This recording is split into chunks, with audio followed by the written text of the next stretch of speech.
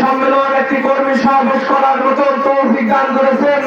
ওই জন্য আল্লাহর দরবারে আমরা লাখো কোটি শুকরিয়া আদায় করছি। আলহামদুলিল্লাহ।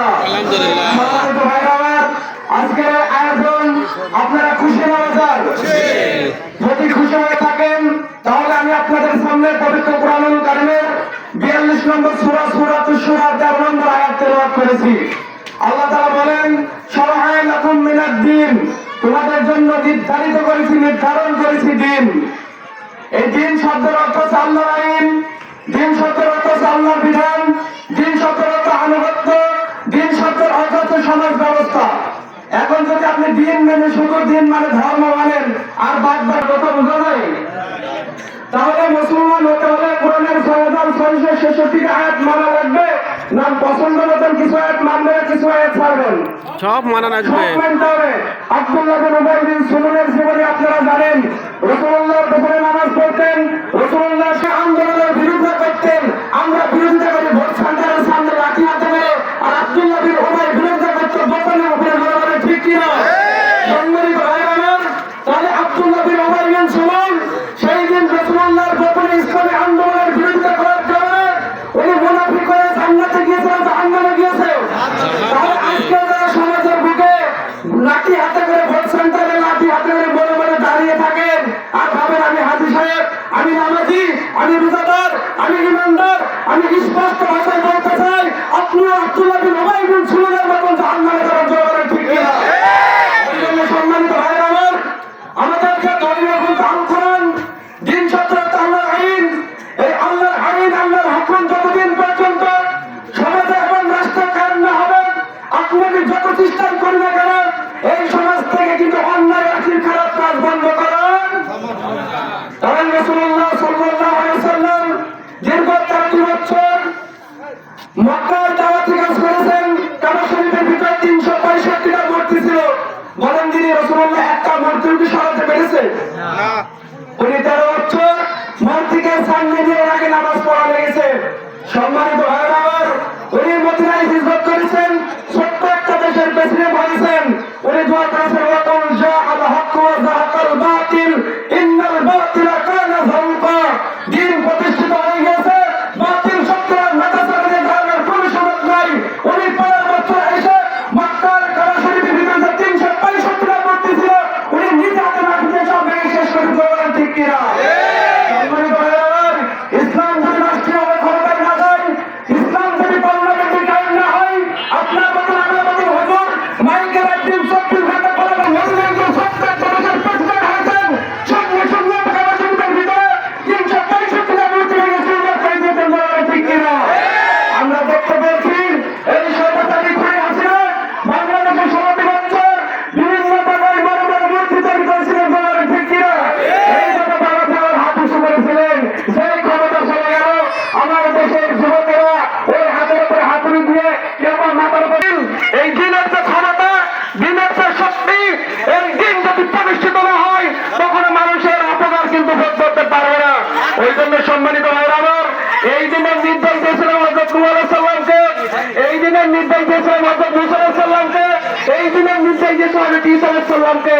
সর্বশেষ আল্লাহ বলেন, ওয়াল্লাযী আওহাইনা ইলাইকা। আমরা বাংলাদেশে আমরা স্বামীর শাসন দেখেছি দীর্ঘ 52 বছর, এই বাংলাদেশে আমরা বাবার শাসন দেখেছি দীর্ঘ 52 বছর, এই দেশে আমরা চাচার শাসন দেখেছি, আমরা এই দীর্ঘ 52 বছর এই দেশে আমরা কন্যার শাসন দেখেছি, আমরা আর কোনো স্বৈরাচারের শাসন দেখতে চাই না, বলে ঠিক কিনা?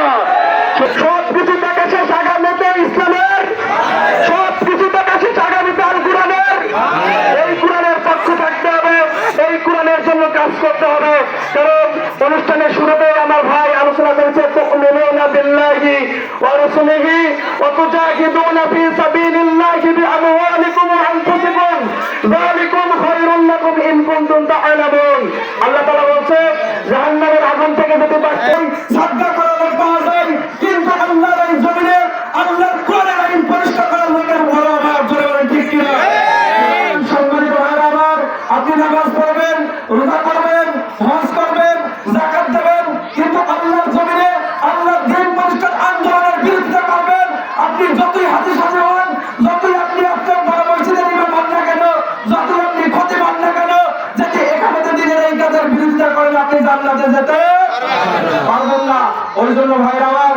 আসুন আমরা আল্লাহর এই জমিনে আল্লাহর দিন কায়েমের জন্য আন্দোলন করি। কি রাজি আছি না? সাত কারণে মানুষ জাহান্নামে যাবে। আল আদামুল মুখরাবা বাংলাদেশের কত হাদিস, তার এক নম্বর কারণ তার দল ইসলামী দল ছিল না।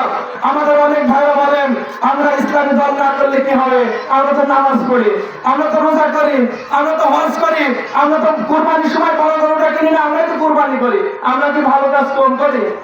কিন্তু কোরআন কি বলছে, ফাতুমিনুনা বিবাদিল কিতাবি ওয়া তাকফুরুনা বিবাদ, তোমরা কি কোরআনের কিছু অংশ মানবে আর কিছু অংশ ছেড়ে দেবে? যারা কোরআনের কিছু অংশ মানবে এবং কিছু অংশ ছেড়ে দেবে, আল্লাহ তাআলা দুনিয়ার বুকে তাদেরকে লাঞ্ছিত করবে, অপমানিত করবে। জোরে বলেন ঠিক কিনা? এখানেই শেষ নাই, কিয়ামতের ময়দানে আল্লাহ তাআলা তার দিকে তাকাবেন না, তাকে পবিত্র করবেন না, ওয়ালাহু আযাবুন আলীম, আর তার জন্য কিন্তু যন্ত্রণার শাস্তির ব্যবস্থা করে রেখেছে। ওই জন্য সম্মানিত ভাইরা আমার, আমরা এখানে যারা উপস্থিত হয়েছি, আমরা কি কেউ জাহান্নামে যেতে চাই? কেউ চান নাকি? তাহলে কেউ আমরা জাহান্নামে যেতে চাই না, কারণ আমরা ছিলাম কোথায়? জোরে বলেন, আমরা জান্নাতে ছিলাম। আল্লাহ তাআলা অল্প কিছুদিনের হায়াতের জিন্দেগিতে আমাদের দুনিয়ার বুকে পাঠিয়েছেন। ফামান ইয়া'মাল মিসকালা যাররাতিন খায়রান ইয়ারা ওয়া মান ইয়া'মাল মিসকালা যাররাতিন শাররান ইয়ারা। এই হায়াতের জিন্দেগিতে যদি আপনি যারা পরিমাণ ভালো কাজ করে থাকেন, সেটাও কাল কিয়ামতের ময়দানে আপনি দেখতে পাবেন। যদি যারা পরিমাণ খারাপ কাজ করে থাকেন, সেটাও কাল কিয়ামতের ময়দানে দেখতে পাবেন। আপনার 50-60 বছরের গোটা জিন্দেগির আমল যখন আপনার সামনে ইয়াকুমু ইলাইকা লিমালি হাযাল কিতাব, আপনার সামনে যখন কিতাব আসবে, আপনি আপনার কিতাবের পৃষ্ঠা উল্টাবেন আর দেখবেন লা ইউগাদিরু সগীরাতান ওয়ালা কাবীরাতান ইল্লা হাসাহা। আপনার ছোট গুনাহটাও বাদ পড়েনি, আপনার বড় গুনাহটাও মাফ। সম্মানিত ভাইরা আমার, যখন আপনার গোটা জিন্দেগির আমল আপনার সামনে কিতাব আকারে আসবে, তখন এই মানুষ আল্লাহ রাব্বুল আলামিনের সামনে বলবে, আল্লাহ তাআলা, আমার নাম আব্দুর রহমান, আমার নাম আব্দুল মুবিন, এগুলো তো আমি একটা অন্যায় কাজও করিনি, তোমার দুইজন সম্মানিত ফেরেশতা তারা এগুলো বানিয়ে বানিয়ে লিখেছে। কারণ আমরা মুসলমান জাতি, আমাদের ইমানে তো 500 টাকার একটা নোট আসলে আমাদের ছেলেদের কন্ডিশনে আমরা নিজেরাও টের পাই না। ঠিক কিনা? এক বান্ডল বিড়ি, এক কাপ চা, এক প্যাকেট বিস্কিটের বিনিময়ে যে মুসলমানদের ইমান বিক্রি হয়ে যায়, ওই ইমান নিয়ে কিন্তু জান্নাতে যাবে না। ওই জন্য সম্মানিত ভাইরা আমার, আমাদেরকে সেই দিন আল্লাহর সামনে বান্দা বলবে, আল্লাহ তাআলা, এগুলো তোমার সম্মানিত ফেরেশতারা আমার বিরুদ্ধে সব বানিয়ে বানিয়ে লিখেছে। আল্লাহ তাআলা বলবে যে আমার সম্মানিত ফেরেশতারা যদি তোমার বিরুদ্ধে বানিয়ে বানিয়ে লেখে, আজকে যদি কোনো সাক্ষী প্রমাণ আমি পেশ করি, তাহলে তুমি মানবে? সেই দিন বান্দা বলবে, রব্বুল আলামিন, অবশ্যই মানবো। সূরা ইয়াসিন, আল-ইয়াওমা নাখতিমু আলা আফওয়াহিহিম ওয়া তুকাল্লিমুনা আইদিহিম ওয়া তাশহাদু আরজুলুহুম বিমা কানু ইয়াকসিবুন। সেই দিন বান্দার হাত কথা বলে। কি কথা বলবে? বলেন তো দেখি, হাত মানুষের কয়টা? চারটা। হাত মানুষের চারটা। আল্লাহ তাআলা দান করেছেন দুইটা হাত, ডান হাত আর বাম হাত। এরপর যদি বলা যায়, ভাই ওই মাদ্রাসায় একটা প্রোগ্রাম আছে, যেতে হবে, পেশ করে কোন হাত? একটা মিছিল আছে, পেশ করে কোন হাত? কয়টা হলো? তিনটা। আর একটা হাত আছে, সেটা হচ্ছে ক্ষমতার হাত। এই ক্ষমতার হাত দিয়ে দীর্ঘ 16 বছর ইসলাম পন্থীদেরকে ইসলামী আন্দোলনের কর্মীদের উপর জুলুম নির্যাতন করা হয়েছে। ঠিক কি?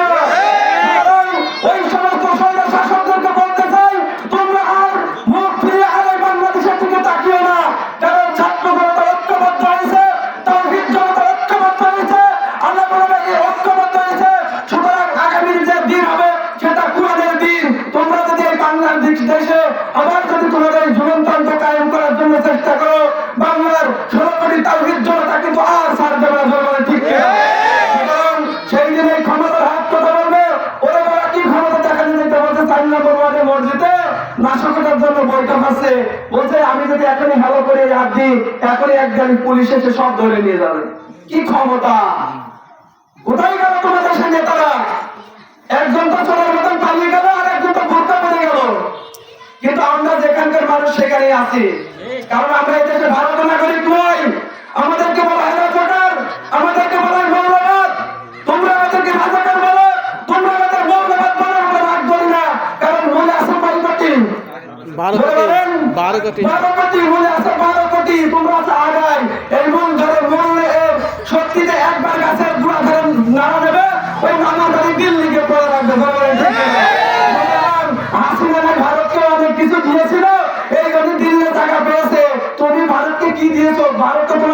দেবে না।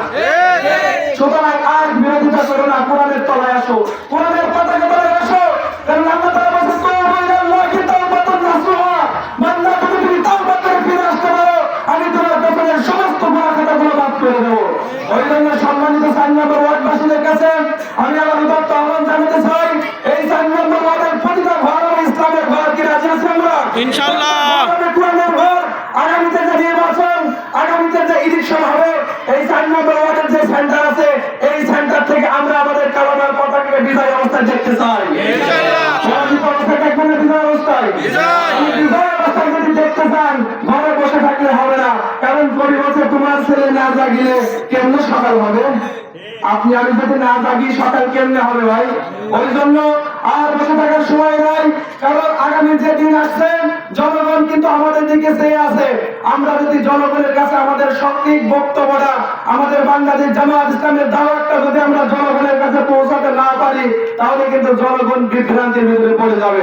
ওই জন্য জামাত ইসলামের প্রতিটা কর্মী, জামাত ইসলামের প্রতিটা সহযোগী, জামাত ইসলামের প্রতিটা সুদীকে আমি বলতে চাই, আপনার প্রতিবেশী, আপনার আত্মীয় স্বজন, আপনার আহার পরিবার পরিজন যারা আছে প্রতিটা মানুষের কাছে বাংলাদেশ জামাত ইসলামের দাওয়াত পৌঁছাতে হবে। কি করা যাবে না?